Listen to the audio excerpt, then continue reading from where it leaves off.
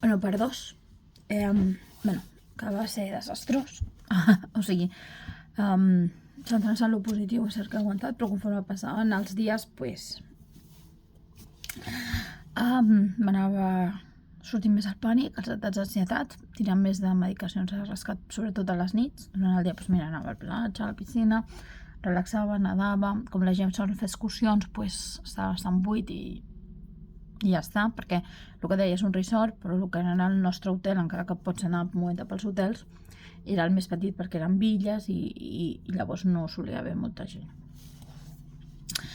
I, a la tornada i els últims dies fatal, tenia ganes de tornar, vaig plorar desesperada, que agafava un bitllet d'avió abans, que no podia més amb la meva ànima, que no havia sigut bona idea, i res, vaig començar també dels nervis d'ansietat, amb vòmits, amb diarrees, amb molts temblors, que no. Les últimes hores van ser caòtiques. També em vaig fer un massatge, aquest famós que em van regalar, el dia abans de marxar, desconstructurant, el qual me dejó sobre... estava tan malament de nusos, de tanta ansietat que havia passat, que me'ls va desfer, el qual em va suposar no només el dia següent, sinó el dia d'avui encara tinc dolors. O sigui, em va rebentar l'esquena. I entre el dolor, que no m'estava trobant bé, que no estava còmoda, se m'anava sumant tot. A l'avió de tornada nos tocó un rudimentario, no havia ni per carregar el mòbil, ni havia pantalles ni nada, com tornaven, suposo, viatjar de nit, deien, dormiran. Vaig estar intentant dormir, molt mal d'esquena, amb moltes ganes de plorar abans d'agafar l'avió, amb molts nervis, amb vòmits i diarrees tota l'estona a l'aeroport, a l'avió, en plan, no digues nada que me echan de l'avió.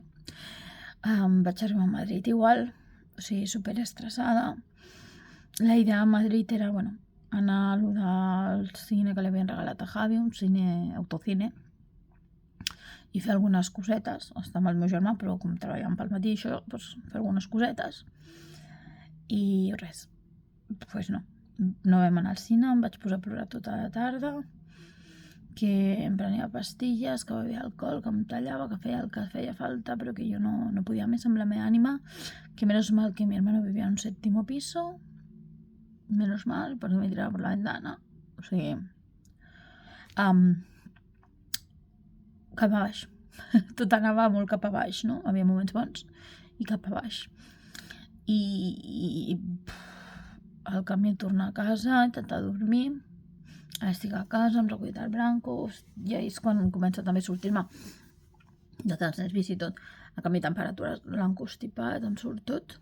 No estic bé, mentalment. Si em sento positiu, segons em diuen, a mi em costa molt no analitzar-ho i em sento molt positiu segons el que em va dir la gent que m'envolta, que és que no donava ni un duro que fes el viatge, que vaig aguantar les 6 hores del cotxe perfecte, vaig aguantar el vol, vaig aguantar els dies, que tots els matins m'aixecava a la platja, a la piscina, encara que buscava horaris, per exemple, l'esmorzar de bufet estigués més buit o el que sigui, que havia afrontat coses que no sortia a casa ni faig un cafè amb els meus amics. Vull dir, si ho comparem, t'havies posat un repte superalt i havies fet molts passos. Però per mi aquest repte superalt era com m'agradava molt viatjar, és una cosa que trobo molt a faltar, necessitava sortir de la meva rutina i anar-me a l'altra punta del món, en un país que ja havia estat, que això és important recalcar, que no em feia falta visitar res perquè ho havia visitat tot, que em podia permetre estar a l'hotel, que parlaven el meu idioma, que sabia la seva cultura, però que no era aquí al costat que jo necessitava desconnectar lluny, que tenia això, el jacuzzi, el massatge, tenia jo els meus recursos de meditació, que tenia tot, feien ioga matutí, és que feien de tot. Vull dir que m'ho havia preparat molt perquè em fos fàcil i jo em vaig posar unes expectatives molt altes, que és aquí on ve la frustració, que no vaig ser capaç de complir, que no he sigut capaç de complir, no? I on parlo això de frustració, bàsicament, les paraules clau són la frustració, de no haver fet l'expectativa de viatge que jo volia, de frustració i culpa de no haver, potser, encara que em digui que no, haver fastidiat part del viatge, els del meu entorn, no? Anar a veure el meu germà i pues, estar deprimida al sofà, plorant això, no era potser la millor manera d'anar a veure la família, o no anar a restaurants temàtics que potser li feia il·lusió a la meva parella, o el seu regal d'aniversari, que era aquest famós autocine, no? Que cosa com a l'antiga, que feia la sintonització de ràdio i tot, que no vaig anar i va anar ella sola al cine, i activitats que, bueno, que li venien potser de gust fer, o podríem fer això, o podríem fer l'altre, que ell, en tot un moment, la meva família, la meva parella, ha sigut molt flexible, que no em culpes, que ja havien fet moltes coses, que no me tiré yo cosas, pero yo soy así y me siento muy culpable y muy frustrada. I sobretot frustrada amb mi mateixa per no haver-ho fet. Després de molt de temps vaig aconseguir també arreglar-me, que és un pas, hòstia, has perdido 5 minuts en arreglar-te, que feia molt que vas en plan, como lo primero que pillas, ¿no? I és un mèrit, no? O posar-te un collaret, o no sé què. Que són mèrits, sí, ja ho sé, però que jo en el mirall em sentia una pallassa, vull dir, em mirava on veig les fotos i el que mai he tingut de problemes d'autoestima, sobretot en temes físics, doncs ara m'estan sortint molt. I em sentia com un punyetero pallasso, vull dir, com una disfressa amb un maquillatge, bueno, no maquillava molt, potser una mica rímel, no, però un maquillatge amb unes joies, com una emperifollada, en plan, és que no sóc jo, no sóc com m'estic sentint. Jo ara necessito el meu xandall i és al llit, no sóc jo aquesta. Però intentava aguantar al màxim, en plan, va, m'arreglo, energia, positiu, surto, i és el que deia, no, els primers dies. Doncs anava més lluny i a poc em vaig anar tancant cap a l'habitació. Bueno, sabia que era un risc anar de viatge, que podia anar bé o molt malament. Jo crec que intentant no fer cas a la meva ment negativa ha sigut un 50-50. He fet passos i he afrontat coses que pensava que no ho afrontaria, pero ya que esta part meva de perfeccionisme i de que aspiro mucho, que m'ha llevat a esta frustració i que ha fet que vagi anat malament, pitjor del que pensava. Havia moltes crítiques amb aquest viatge, no? De gent que deia, sí, és bona idea, i gent que em deia, no és mala idea, que ho tingués molt clar, que si ho feia o si no ho feia. I em ressonen les veus tant dels que m'apoyaven com dels que no molt al cap, si l'havia d'haver fet, si no l'havia d'haver fet.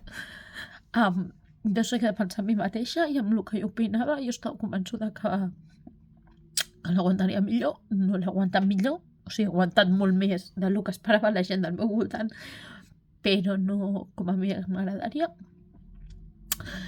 I res. I ha sortit a flot un altre cop els problemes, no? Això d'autoestima, culpabilitat, frustració, la depressió, de que no val res, que allà hi havia molt alcohol, la de ganes que jo tenia de demanar, perquè era barra lliure, ampolles d'alcohol, fotre-me-les amb les pastilles, aguantant, vull dir, he aguantat molts impulsos, moltes coses, que m'han sigut molt durs, aguantar. Però ho he aguantat, per això en lo de la part de que hi ha coses que he fet molt bé, però aguantar aquestes coses també m'ha suposat un desgast molt gros. I no esperava que fos així, m'ho esperava millor. Per tant, no sort tot el que brilla, com sempre dic. Vaig posar fotos, no? Em deien, sos molt maca, publica-la, no sé què, i dic, bueno, va, vaig a publicar com... També, no tant per imatge exterior, sinó per autoenganyar-me que anava bé les coses. Quan no anaven tan bé com anaven per dins meu, i he aguantat molt, no? Perquè no em vagi tan bé la meva parella o el meu germà, també hem passat molt que ha explotat i he tret, però que ara aquests dies segurament vagi sortint que estic a casa perquè realment és que estic saturadíssima mentalment, molt saturada, y he de pensar en moltes coses. Estoy en un momento de reflexión y he de pensar en les coses.